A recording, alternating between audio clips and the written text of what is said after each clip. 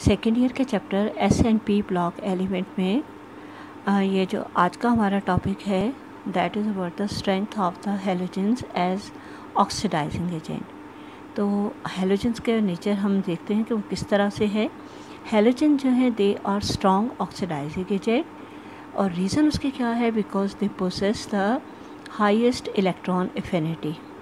Electron affinity क्या है? Tendency of gain of electron and electronegativities then any other element in their respective period। यानी कि अगर हम इनको पीरियड वाइज या पीरियोडिकली अगर हम इनको चेक करें तो अपने अपने पीरियड में जितने भी हैलोजेंस हैं उन सब की इलेक्ट्रॉन एफिनिटी और इलेक्ट्रोनेगेटिविटी वैल्यू जो है वो बाकी तमाम एलिमेंट्स के मुकाबले में ज़्यादा होगी। अब इसी तरह से फिर इस चीज़ के साथ साथ हम चेक करते हैं the oxidising power of halogens. Oxidising power of halogen decreases in the following order. किस तरह से डिक्रीज़ हो रही है? From top to bottom. क्या है कि फ्लोरीन की सबसे ज़्यादा ऑक्सीडाइजिंग पावर है, फिर नेक्स्ट जो है क्लोरीन है जिसकी ऑक्सीडाइजिंग पावर फ्लोरीन के मुकाबले में कम है। इसी तरह से ब्रोमीन की ऑक्सीडाइजिंग पावर क्लोरीन के मुकाबले में कम है और सबसे ज़्यादा लीस्ट जो ऑक्सीडाइजिंग पावर है वो आयोडीन के लिए है। तो ऑक्सीडाइजिंग पावर हमें इन तमाम हैलोजेंस में ऑक्सीडाइजिंग पावर सबसे ज़्यादा किसकी मिली? फ्लोरीन की। इसीलिए ये है कि oxidising power of fluorine is maximum among the halogens. उसकी रीज़न फिर हमारे पास क्या है कि as it has the highest electronegativity value. अगर हम इलेक्ट्रोनेगेटिविटी वैल्यू फ्लोरीन की चेक करें तो हमारे पास 3.9 यानी 4 और उसके बाद हमें क्लोरीन की 3.0, फिर इसी तरह से और ब्रोमीन की 2.8 और आयोडीन की 2.5 या 2.2 के करीब हमें नज़र आती है। तो हमें ये पता चलता है कि इलेक्ट्रोनेगेटिविटी वैल्यू जो कि फ्लोरीन की सबसे ज़्यादा है, इसलिए फ्लोरीन जो है उसकी ऑक्सीडाइजिंग पावर भी सबसे ज़्यादा है, यानी कि मैक्सिमम है। कहाँ? Among the halogen. And electron affinity because of its small size. अपने स्मॉल साइज़ की वजह से इसमें इलेक्ट्रॉन एफिनिटी की जो पावर है या इलेक्ट्रॉन एफिनिटी की जो टेंडेंसी है वो सबसे ज़्यादा पाई जाती है।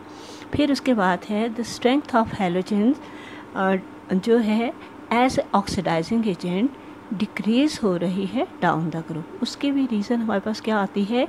Due to increase in the atomic size and secondly the decrease in electronegativity value। तो हमने देखा कि फ्लोरीन की सबसे ज़्यादा इलेक्ट्रोनेगेटिविटी वैल्यू और करते करते आयोडीन तक आते हुए वो कम होती चली जाती है।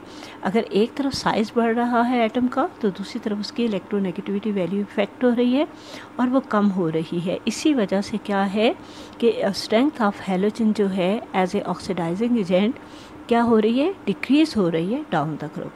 और इसी चीज़ को लेते हुए their oxidising properties can be explained as follows. The fluorine जो है that has the ability to oxidise halogens which lies below it in a group 7A। यानी कि ये तमाम के तमाम एलिमेंट कौन से ग्रुप के हैं? 7A के। इसमें क्या है? फ्लोरीन की ये एबिलिटी है कि वो ना सिर्फ बाकी एलिमेंट्स को ऑक्सीडाइज करेगा बल्कि अपने ही हैलोजेंस को जो कि इसके नीचे मौजूद हैं अपने ग्रुप के अंदर, ग्रुप 7A के अंदर, उनको भी ये ऑक्सीडाइज करता है। Therefore it can oxidise the chloride, bromide and iodide ions to chlorine, bromine and iodine respectively. अब इसकी एग्जांपल जो है यहाँ हम फ्लोरीन मॉलिक्यूल के साथ क्लोराइड की भी, ब्रोमाइड और आयोडाइड की चेक करते हैं तो हमें ये पता चलता है कि ये फ्लोरीन जो है क्लोराइड को क्लोरीन में कन्वर्ट कर रहा है और फ्लोराइड कंपाउंड्स फॉर्म कर रहा है। इसी तरह जब फ्लोरीन ब्रोमाइड कंपाउंड के साथ रिएक्ट करता है तो ब्रोमाइड को ब्रोमीन में कन्वर्ट करता है और उसके साथ साथ फ्लोराइड कंपाउंड फॉर्म करता है। एग्जैक्टली ये रिएक्शन आयोडीन के लिए भी इसी तरह से है। और फिर उसके बाद हमारे पास है क्लोरीन के हम जानते हैं कि ऑक्सीडाइजिंग पावर जो है it is less than the fluorine, लेकिन उसके साथ साथ क्या है? It has ability to oxidise the bromide and iodide ions to bromine and iodine. यानी कि के क्लोरीन के अंदर भी ये एबिलिटी है कि वो अपने से नीचे वाले एलिमेंट्स को ऑक्सीडाइज करके उनको ब्रोमीन और आयोडीन में कन्वर्ट करता है।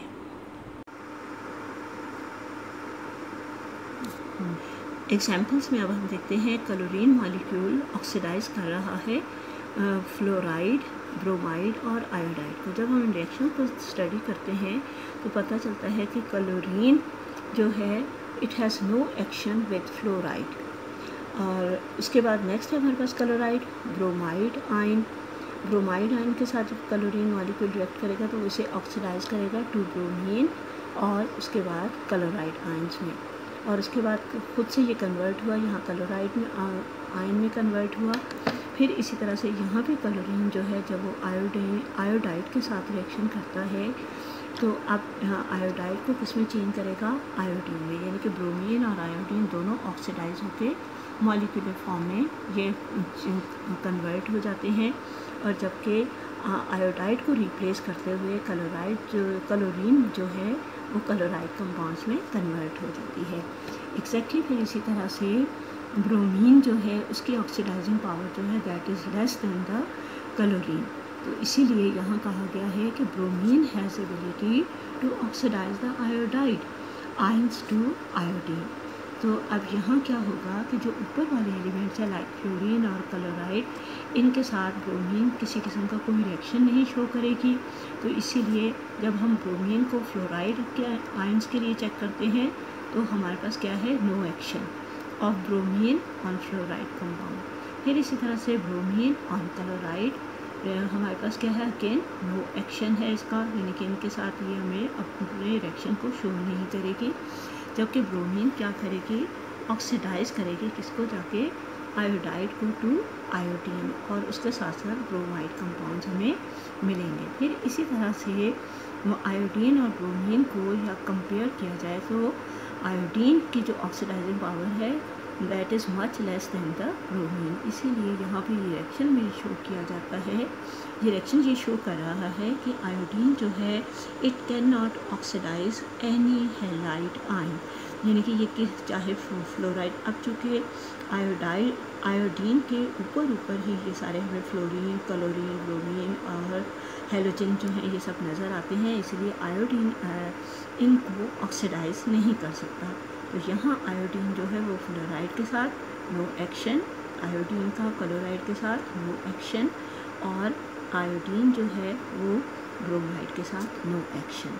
तो इससे ये क्लियर होता है कि आयोडीन जो है वो अपने से ऊपर वाले किसी भी हेलोजन या हैलाइड आयन को ऑक्सीडाइज नहीं करता। क्यों? क्योंकि इसकी ऑक्सीडाइजिंग पावर सबसे कम है।